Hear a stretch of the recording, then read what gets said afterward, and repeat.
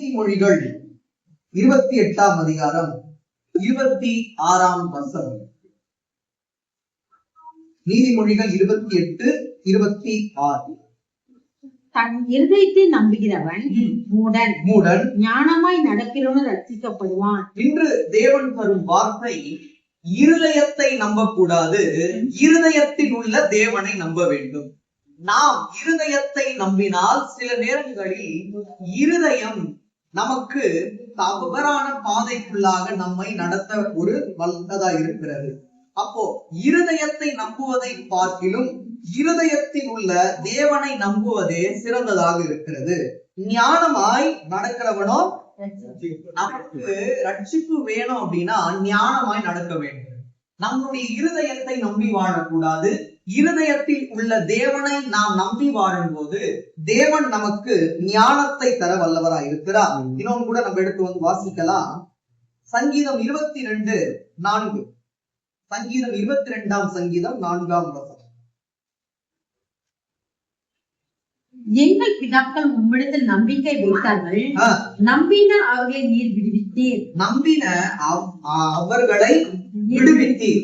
அப்போ நம்ம இருதயத்தை நம்பாமல் இருதயத்தில் உள்ள தேவனை நாம் நம்பினால் நம்மை விடுவிப்பதை வல்லவராயிருக்கிறார். இக்கட்டான சூழ்நிலைகள்ல நம்மளுடைய இருதயத்தை நம்பிட்டு, என்னுடைய இருதயம் என்னை விடுதலையாக்கும் அப்படின்றது ஒண்ணு, இருதயத்தில் உள்ள தேவன் என்னை விடுதலையாக்குவார். இரண்டாவது சொன்ன பாத்தீங்களா, அதுதான் உத்தமமான ஒன்று. அதை நாம் கடைபிடிப்போமானால் இருதயத்தில் உள்ள தேவன் நம்மை விடுவிக்க வல்லவராயிருக்கிறார். மறுபடியும் வாசிங்க. பிதாக்கள் உங்களிடத்தில் நம்பிக்கை வைத்தார்கள். ஏன் நம்ம தேவனை நம்ப வேண்டும்னா, பிதாக்கள் நம்பிக்கை வைத்தார்கள். பிதாக்களை தேவன் விடுதலையாக்கினார். பிதாக்கள் எவ்வாறு தேவனை நம்பி வாழ்ந்தார்களோ நாமும் நம்பி வாழ்வோமே. ஆனால் இருதயத்தில் உள்ள தேவன் நம்மை விடுவிக்க வல்லவராய் இருக்கிறார். விசுவாசிகள் மாதிரி இன்னும் கூட நம்ம எடுத்து வந்து வாசிக்கலாம். அதே சங்கீதம் 39ஆம் சங்கீதம் 7ஆம் வசனம். எப்போதும் ஆண்டவரே, நான் எதற்கு எதிர்பார்த்திருக்கிறேன், நீரே என் நம்பிக்கை. நம்மளுடைய எக்ஸ்பெக்டேஷன்ஸ் எதுவுமே இருக்கக்கூடாது. நம்மளுடைய எக்ஸ்பெக்டேஷன்ஸ் எல்லாம் வந்து தேவன் தான். சில நேரங்கள் நம்ம ஒரு எக்ஸ்பெக்டேஷன் வச்சிருக்கோம், அது ரியாலிட்டிக்குள்ள லிங்க் ஆகாது. நம்மளுடைய எக்ஸ்பெக்டேஷனும் அவர் தான், நம்மளுடைய ரியாலிட்டியும் அவர் தான். நம்மளுடைய எக்ஸ்பெக்டேஷன் சில நேரங்கள்ல மாறும், நம்மளுடைய ரியாலிட்டியும் மாறும். ஆனா எக்ஸ்பெக்டேஷன் தேவன் மேல இருக்கும் போது நம்மளுடைய ரியாலிட்டிய நமக்கு விருப்பமானதாகவும் தேவன் இருக்கும்படியாகவும் தேவன் செய்வார். அப்ப இதுல ஒரு வார்த்தை இருக்கு, நீரே என் நம்பிக்கை. அப்படின்னு அர்த்தம், நீங்க மட்டும்தான் நம்பிக்கை.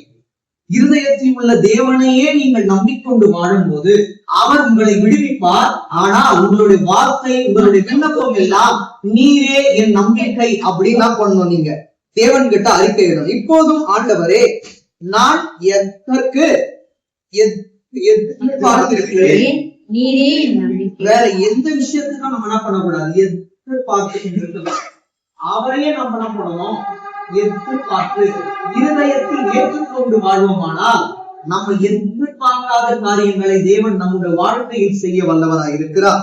இன்னொன்று கூட நம்ம எடுத்து வாசிக்கலாம். அதே சங்கீதம் 118ஆம் சங்கீதம் 8:9. 118 மனுஷன் நம்பதை பார்க்கிலும் ரத்தத்தில் பற்றதா இருப்பது நலம், பிரபுக்களை நம்பதை பார்க்கிலும் ரத்தத்தில் பற்றா இருப்பது நலம். யாரும் நம்ப கூடாதா? மனுஷனை ஒரு நாள் நம்ப கூடாது. ஏன்னா வாக்கு கொடுத்து மாறிடுவான். தேவன் வாக்கு கொடுத்தாருன்னா அந்த வாக்குலயே ஸ்டாண்டர்டா இருப்பார். அவர் ஒரு நாள் மாற மாட்டார். எந்த ஒரு மனுஷனுக்குள்ளேயும் மாம்சத்துக்குரிய சிந்தை கண்டிப்பாக இருந்துட்டே இருக்கும். ஆனா ஆவியானவர் அந்த ஆவிக்குள்ளான ஒரு மனுஷன் கூட இருந்தா அந்த மனுஷன் ஒரு மனுஷனா இருக்க மாட்டான், ஆவிக்குள்ளவனா இருப்பான். அதனாலதான் இருதயத்தை நம்புவதை காட்டிலும் இருதயத்தில் உள்ள தேவனை நம்புவதே உத்தமமான ஒன்று. அவ்வாறு நாம் நம்பி இருக்கும் போது பிதாக்களை விடுதலையாக்கின தேவன் நம்மையும் விடுவிக்க வல்லவராய் இருக்கிறார். நம்முடைய வாசிங்க. மனுஷனின் நம்புவதை பார்க்கிலும் ரத்தத்தில் பற்றதா இருப்பது நலம், அவர் பேரில் பற்றுதலா இருப்பது நலம். நம்ம நலமுடன் வாழ வேண்டுமானால் அவர் மேல் நம்ம பற்றுதலா இருப்பது நமக்கு நலமாக இருக்கிறது. நம்மளோட காரியம் நலமானதாய் மாற வேண்டுமானால் நாம் தேவன் மேல் பற்றுதலாய் இருப்பது மிகவும் ஒரு முக்கியமான ஒன்று. 1 பேதுரு 3:15.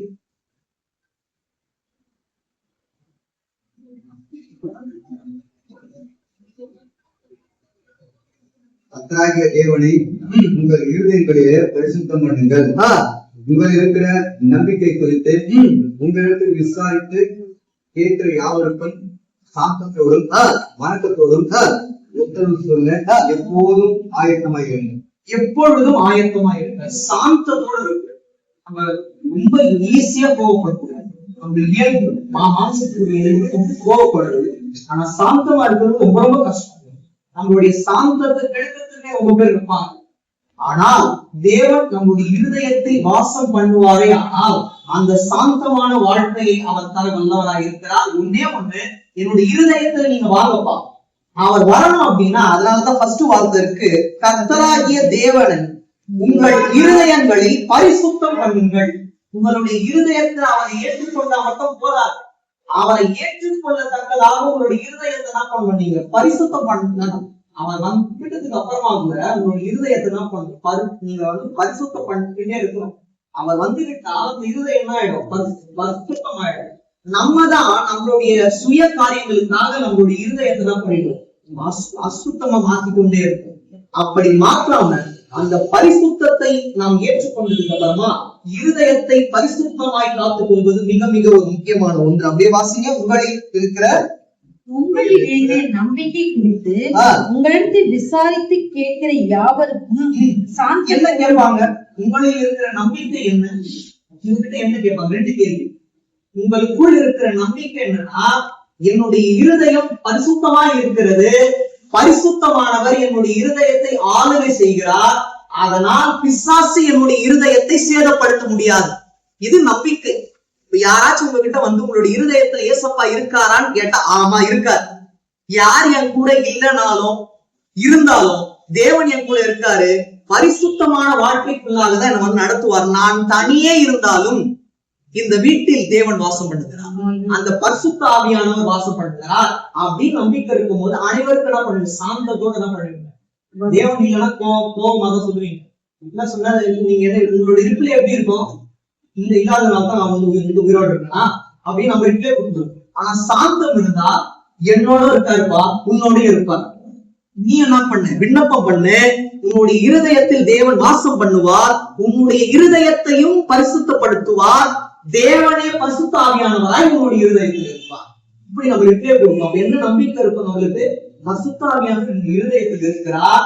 நான் யார் யார் என்கிட்ட கேள்வி கேட்கிறாங்களோ அவங்க என்னோட ஆன்சர் எப்படி இருக்கும், என்னுடைய இருதயத்தை பரிசுத்தப்படுத்தியவர் உங்களுடைய இருதயத்தை பரிசுத்தப்படுத்துவார், என்னோட தேவன் இருக்கிறான்னு சொல்லிட்டு உள்ளத்தின் ஆழத்துல இருந்து உறுதியா சொல்லுவீங்க. நான் நம்புறேன் அந்த பரிசுத்த ஆவியானவர் நம்மளுடைய இருதயத்தில் இருக்கிறார். விசுவாசிகள் மாதிரி ரெண்டு காரியம் தான் நம்ம வாசிச்சு முடிக்கலாம். அதே சங்கீதம் 34 சங்கீதம் 8, 34 சங்கீதம் 8 வசனம்.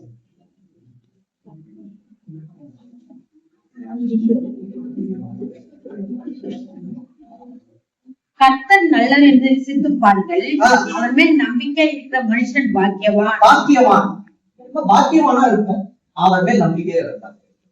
என்னுடைய இருதயத்துல இருக்காரு, உள்ளத்தின் ஆழத்துல இருக்காரு, நான் எங்க போனாலும் என் கூடதான் வராரு, நான் என்னோட இருதயத்தை நம்ப மாட்டேன், இருதயத்தில் உள்ள தேவனை நம்புவேன் அப்படின்னு வாயின் வார்த்தையால சொல்லுவது ஈஸி. தேவனே என்னுடைய நம்பிக்கைன்னு சொல்லிட்டு வாழ்நாளுக்குள்ள நம்மளோட வாழ்க்கை சாட்சி சொல்லும். அவ்வாறாக நம்ம இருப்போமானால் நாம் தேவனுக்கு பிரியமான ஒரு பாக்கியவான்களா இருப்போம். வாசிங்க, மறுபடியும் வாசிங்க. கர்த்தர் நல்லவர் என்பதை ருசித்து பாருங்கள். அவர் நல்லவர் என்பதை நம்ம ருசித்து பார்த்ததுனாலதான் அவர் நம்முடைய இருதயத்தில் இருக்கிறார். இல்லைன்னு அது எப்பவோ தேவன் நம்மளை விட்டு விலகிட்டு இருப்பார். நம்ம அந்த ருசியை கண்கொண்டு இருந்ததுனாலதான் இந்த ஐக்கியத்தோட இருக்கும். இல்லைன்னா அந்த ஐக்கியம் இருந்திருக்காரு. அந்த ருசி நம்மளுடைய இருதயத்தில் ஆட்கொண்டு இருந்ததுனாலதான் நம்ம சாட்சி சொல்றோம், என்னுடைய இருதயத்தில் தேவன் இருக்கிறார். நான் இருதயத்தை நம்ப மாட்டேன், இருதயத்தில் உள்ள தேவனை நம்புவேன், அப்பொழுது தேவனுக்கு முன்பாக நான் பாக்கியவானாக இருப்பேன். வாசிக்கலாம். 37 சங்கீதம் 5. உன் வழியை கர்த்தருக்கு ஒப்புவித்து அவர் மேல் நம்பிக்கை இரு, அதே காரியத்தை வாய்க்க பண்ணுவான்னு சொல்லுங்க. அநேகர் கேட்டுக் கொண்டு இருக்கலாம், நான் ஒரு விஷயத்துக்காக ஜெபம் செய்து கொண்டிருக்கேன், காரியத்தை தேவன் வாய்க்க பண்ணுவாரானா வாய்க்க பண்ணுவார். முதல் விஷயம் உங்களுடைய இருதயத்துல தேவன் இருக்கணும், அவர் உங்களை விடுவிக்கணும். விடுவிச்சுட்டு அவரே நீ பாக்கியவானா இருப்பேன் சாட்சி சொல்லிட்டாருன்னா உங்களுடைய காரியத்தை வாய்ப்பு பண்ணுவாங்க. இவ்வளவுதான். உங்களுடைய இருதயத்தை நம்பாதீங்க, உங்களுடைய இருதயத்தில் உள்ள தேவனை நம்புங்க. நான் விசுவாசிக்கிறேன், உன் வழியை கர்த்தருக்கு ஒப்புவித்து நம்ம வழி இதுதான் என்னோட பிளான். நான் ஜஸ்ட் என்ன பண்ண போறேன், எடுத்து வைக்க போறேன். எக்ஸிகியூஷன் எல்லாமே என்ன பண்ண போறேன், நான் ரெடியா இருக்கு. ஆனா எப்படி பிளான் பண்ணி என்ன அதுல நடக்க வைக்கணும் உனக்கு தெரியும். காரியத்தை வாய்க்கும்படியாய் நீங்க கண்டிப்பா செய்யுங்க. நான் சாட்சி சொல்லுவேன், அங்க உங்க நாமம் மகிமைப்படும் அப்படின்னு நீங்க சொல்ற காலம் மிக விரைவில் இருக்கு. கண்டிப்பா நான் நம்ப விசுவாசிக்கிறேன், உங்களுடைய காரியங்களை வாய்க்கும்படியாக தேவன் செய்வார். விசுவாசத்தில் மாத்திரம். சங்கீதம் 13:5 வாசிங்க.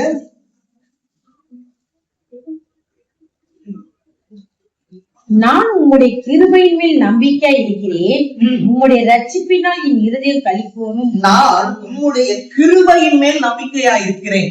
கிருபை அப்படின்றதுக்கான அர்த்தங்கள் எல்லாருக்குமே தெரியும். ஒன்றுமே இல்லாதவனை உயர்த்தி கண்மலையின் மேல் அது நிறுத்துகிறது தான் கிருபை. ஒண்ணு இல்லாதவர்கள் தான். இன்று தேவன் நம்மை ஒரு சாட்சியா உயர்த்தி வச்சிருக்காரு பாத்தீங்களா, அதுதான் கிருபை. அந்த கிருபையே நம்மை நித்தம் நடத்த போகிறது. கிருபை அப்படின்றது உலகத்திலிருந்து தோன்றினதல்ல, தேவனுடைய கிருபை. தேவனுடைய கிருபையின் மேல் நம்ம நம்பிக்கை இருக்கணும். இரண்டாவது விஷயம், ஃபர்ஸ்ட் விஷயம் நம்ம பார்த்தோம், தேவன் மேல் நம்பிக்கையா இருக்கணும். இரண்டாவது, தேவனுடைய கிருபையின் மேல் நம்ம எப்படி இருக்கணுமா, நம்பிக்கையா இருக்கணும். மறுபடியும் வாசிங்க. நான் உம்முடைய கிருபையின் மேல் நம்பிக்கை இருக்கிறேன், உம்முடைய ரட்சிப்பினால் என் இருதயம் களிக்கும். அப்பொழுதுதான் இருதயம் களிக்கும். அவன் மேல் நம்பிக்கையா இருந்து கிருபையின் மேலும் நம்ம நம்பிக்கையா இருந்தா நமக்கு ரட்சிப்பு வரும். அப்பொழுது நம்மளுடைய இருதயம் களி கூறும்படியாக தேவன் செய்வார். இன்னொன்னு கூட கடைசியா ஒண்ணு நம்ம எடுத்து வாசித்து முடிக்கலாம். சங்கீதம் அதே நம்ம அந்த இதே அந்த 13ஆம் சங்கீதத்துல 6 வாசிங்க. கர்த்தர் எனக்கு நன்மை செய்தபடி அவரை பாடுவேன். இறுதியாக தேவன் உங்களுக்கு சொல்ற ஒரு வார்த்தை, அவர் எனக்கு நன்மை செய்தபடியால் அவரை பாடுவேன். எப்போ? சதா காலமும் பாடிக்கொண்டே இருக்கணும். அங்க பார்த்தோம், உங்களுடைய இருதயத்தை நம்புவதை விட யாரை நம்பணும், இருதயத்தில் உள்ள தேவனை நம்புவது ரொம்ப ரொம்ப முக்கியமானது. பிதாக்கள் என்ன பண்ணாங்க, அவரை நம்பி வாழ்ந்தார்கள். அவர்களை எவ்வாறு விடுவித்தாரோ நம்மையும் விடுவிக்க தேவன் வல்லவராக இருக்கிறார். அவருடைய பார்வையில் நம்மளுடைய இருதயத்தை பரிசுத்தப்படுத்தி அவர் நம்முடைய இருதயத்தில் வந்துவிட்டால் இன்னுமாக இருதயம் ஆகணும், அந்த இருதயத்தை பரிசுத்தப்படுத்தி கொண்டே இருக்கணும். அவ்வாறு இருக்கும்போது நாம் பாக்கியவான்களா இருப்போம். நம்மளுடைய காரியங்களை வாய்க்கும்படியாக செய்வார்.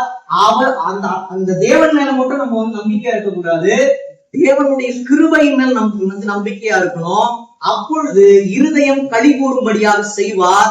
நான் விசுவாசிக்கிற சாட்சிகளா இருப்பீங்க.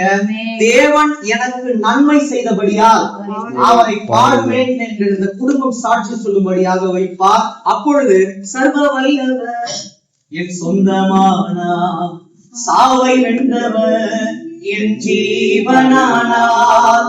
சர்வ வல்லவர் என் எஜமானன், சாவை வென்றவர் என் மணவாளன். இது அதிசயம் தானே, இது உண்மைதானே. இது அதிசயம் தானே, இது உண்மைதானே.